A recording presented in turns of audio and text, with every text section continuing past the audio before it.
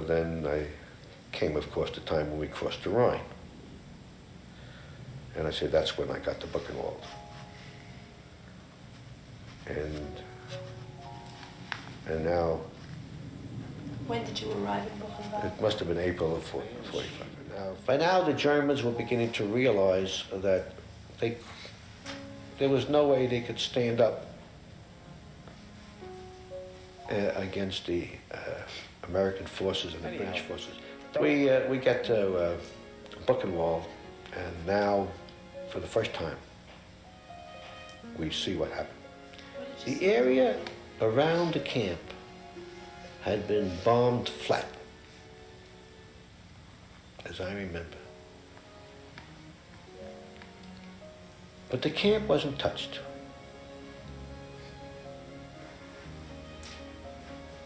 It was all fenced in all around. And there were prisoners milling around. There was a prisoner hung up on a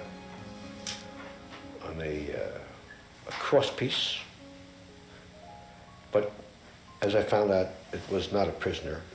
They had taken the prisoner down and put up a dummy instead, because they weren't going to let him hang over there. We went into the barracks. Who took this prisoner down? The other prisoners? The soldiers that came just before us.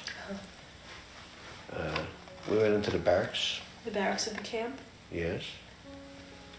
As I remember, they consisted of wooden tiers, like huge shelves.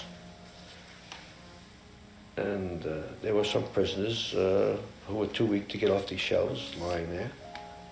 The prisoners looked like scarecrows, absolutely. Skin and bones is the way you describe it.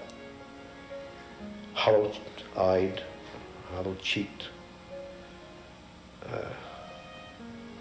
Maybe they weighed 70, 80 pounds. I mean, there was nothing left of them. They were stacked on each tier, just enough room for, like, well, best way I can describe it, maybe like sardines.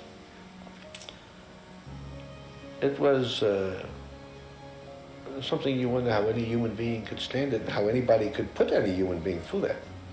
And then I went to the ovens.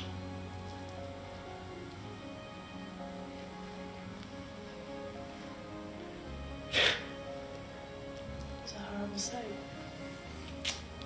Well, you can't describe it. I mean, can you imagine? I have a picture. A stack of bodies heaped up like firewood. I mean, just, it's absolutely, totally inhuman. I mean, that any human being could do these things was absolutely beyond belief. And if you didn't see it, you could believe that it didn't happen, because you can't conceive of it. But I did go into the gas chambers. Can you describe what they look like? Yes, I certainly can. I remember them so vividly.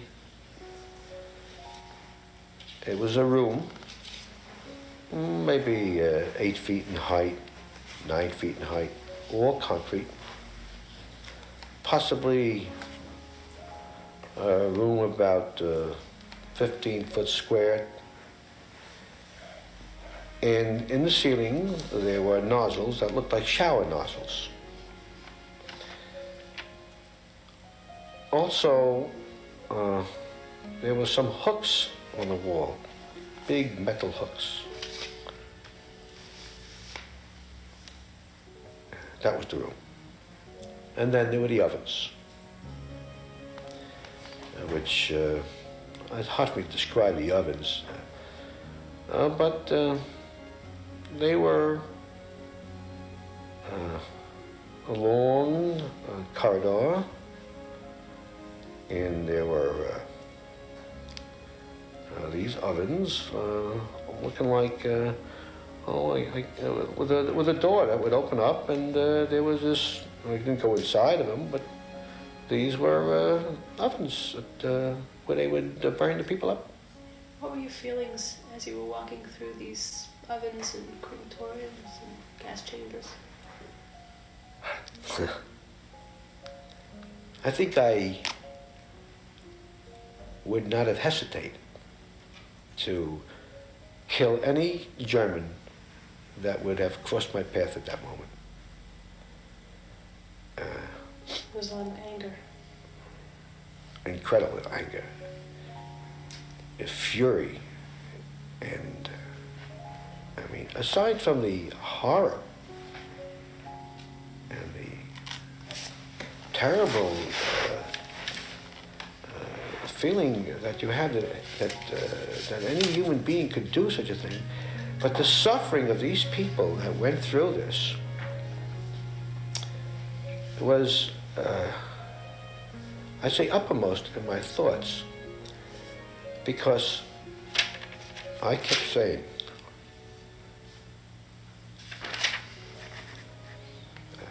over and over again to myself, yeah, but for the grace of God,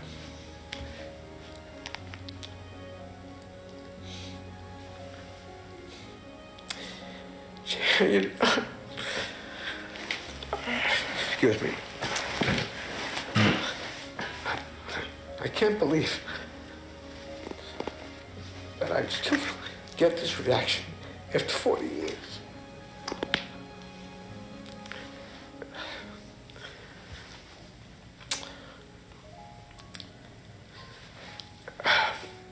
What you're describing is pretty terrible. Anyhow, I then went to someplace by myself, and I broke down.